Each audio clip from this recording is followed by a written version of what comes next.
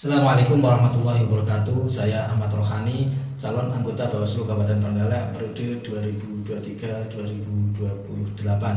Di sini saya akan menyampaikan terkait inovasi dan program kerja apabila saya terpilih menjadi anggota Bawaslu Kabupaten Trenggalek periode 2023-2028. Dasar hukum inovasi dan program kerja yang saya tawarkan ini tentunya berdasarkan Undang-Undang 7 tahun 2017 tentang pemilihan umum, Perbawaslu nomor 15 tahun 2020 tentang tata cara pembinaan dan pengawasan pelaksanaan pengawas pemilihan umum, Perbawaslu nomor 3 tahun 2022 tentang tata kerja dan pola hubungan pengawas pemilihan umum, Perbawaslu nomor 5 tahun 2022 tentang pengawasan penyelenggaraan pemilihan umum, Perbawaslu nomor 7 tahun 2022 tentang penanganan temuan dan laporan pelanggaran pemilihan umum, Perbawaslu nomor 9 tahun 2022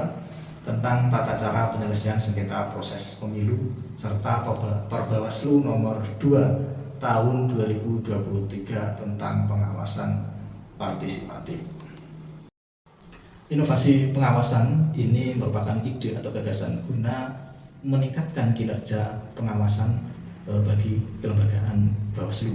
Kita ketahui bersama bahwasanya pengawasan ini ada 3 pilar pokok di dalamnya, yaitu pencegahan, pengawasan itu sendiri maupun penindakan.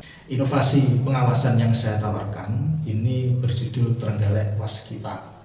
Waskita ini kepanjangan dari W, wilayah, yaitu kerja-kerja pengawasan ini berbasis wilayah. Kita ketahui bersama bahwasanya Bawaslu Provinsi ini bertugas mengawasi pelaksanaan pemilu di wilayah provinsi tertentu.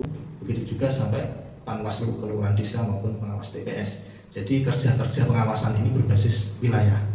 Selanjutnya bahwasanya efektivitas Korwil di Bawaslu Kabupaten. Kita ketahui bersama bahwasanya Perbawaslu 3 tahun 2022 ini telah mengatur Korwil di tingkat kabupaten atau kota, sehingga ini perlu dimaksimalkan. Selanjutnya penyusunan Korwil di tingkat Panwaslu Kecamatan ini saya tawarkan agar ini nanti Panwaslu Kelurahan dan pengawas TPS ini bisa maksimal kinerjanya. Selanjutnya juga perlu saya usulkan, perlu saya tawarkan, yaitu PKD Panwaslu Kelurahan Desa ini harus memahami dengan detail karakteristik wilayahnya, karakteristik wilayah masing-masing, harus paham betul mulai dari demografi, kependudukan di masing-masing desanya, terus sosial politik, bagaimana adat budaya di desanya.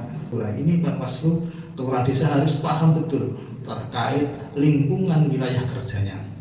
Selanjutnya PTPS ini juga tidak kalah penting. PTPS ini harus betul-betul paham di wilayah kerjanya.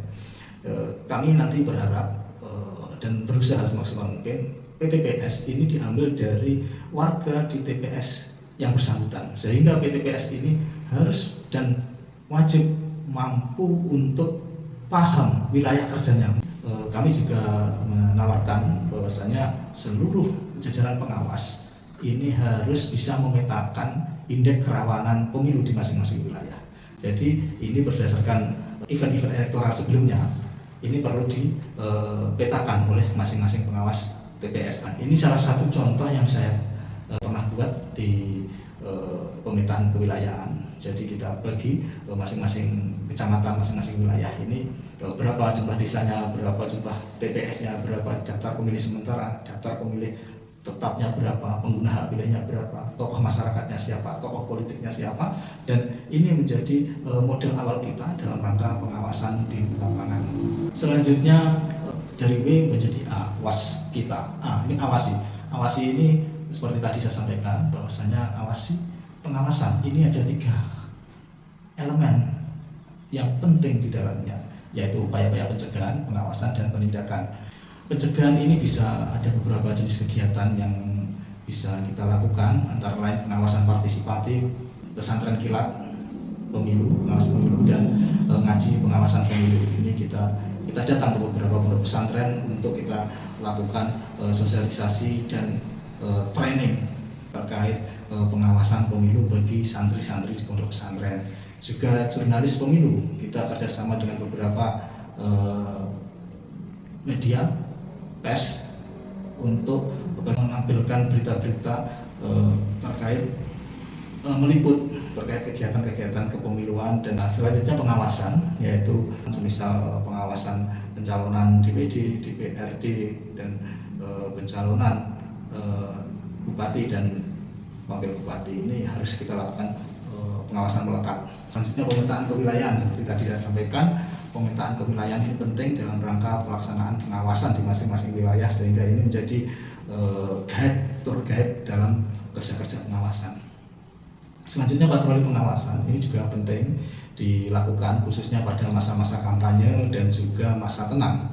Ini perlu juga dilakukan pekan tertib kampanye, karena pada masa kampanye ini tentunya banyak sekali pelanggaran-pelanggaran yang terjadi, khususnya terkait pemasangan APK, alat peraga kampanye, maupun penyebaran bahan kampanye. Selanjutnya penindakan, yaitu penanganan pelanggaran dan penyelesaian sengketa proses. Ini sangat penting bagaimana pelayanan-pelayanan penanganan pelanggaran dan penyelesaian sengketa ini bisa dilayani dengan sebaik-baiknya sesuai dengan kaidah-kaidah pelayanan prima. Selanjutnya soliditas.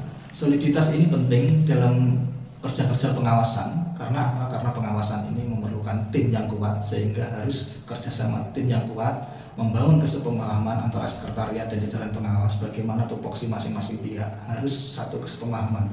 Sekretariat mendukung atau support terhadap kerja-kerja pengawasan.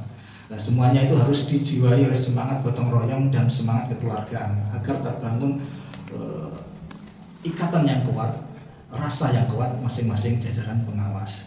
Selanjutnya perlu juga dilakukan pelatihan karakter building jajaran pengawas, sehingga jajaran pengawas ini punya rasa empati, punya rasa handap beni, punya rasa saling memiliki antar jajaran. Selain itu juga perlu soliditas ini dibangun tidak hanya di internal jajaran pengawas pemilu, tapi juga harus dibangun dengan lintas sektor, jemput bola koordinasi dengan lintas sektor, baik itu sentra gakumdu, kepolisian, kejaksaan, maupun Pemda, maupun TNI, maupun KPU. Ini harus dibangun soliditas. Selanjutnya yaitu kesinambungan. Kesinambungan ini perlu ada evaluasi dan transfer pengetahuan dari hasil kerja-kerja pengawasan pemilu sebelumnya. Harus ada kesinambungan, jangan sampai ada missing link antara kerja-kerja pengawasan sebelumnya dengan kerja-kerja pengawasan saat ini dan akan datang. Kerja-kerja pengawasan kemarin menjadi evaluasi terhadap kerja-kerja yang akan kita lakukan ke depannya. Selain itu juga peningkatan peran kader pengawas partisipatif. Kita ketahui bersama bahwasanya beberapa waktu sebelumnya tentunya telah dilakukan pelatihan kader pengawas partisipatif. Nah, kader pengawas partisipatif ini perlu ditingkatkan perannya, jangan sampai ini dibiarkan mubadir. Jadi harus ditingkatkan peran kader pengawas partisipatif yang sudah dididik atau dikader. Selanjutnya perlu ada tindak lanjut MOU yang telah dibangun, sehingga ini MOU ini perlu juga ditingkatkan, jangan sampai putus di tengah jalan, harus ada kesinambungan. Termasuk juga spesifikasi pengawas partisipatif yang sudah dibangun mulai dari MOU tadi, yaitu berbasis isu dan minat. Selanjutnya yaitu integritas, tentunya didasari oleh kapasitas di internal pengawas. Kalau pengawas ini tidak punya kapasitas, maka integritasnya juga akan diragukan. Oleh sebab itu perlu adanya peningkatan kapasitas dan kapabilitas sekretariat maupun aparatur pengawas, sehingga mereka tahu apa yang akan dilakukan, apa yang harus dilakukan, dan apa yang tidak boleh dilakukan. Selain itu juga perlu pembuatan buku saku pengawasan, sehingga jajaran pengawas ini ketika di lapangan itu punya pegangan praktis, sehingga mereka bisa dibawa kemana-mana buku saku pengawasan ini, dan kita buat ini buku saku pengawasan ini per tahapan pengawasan.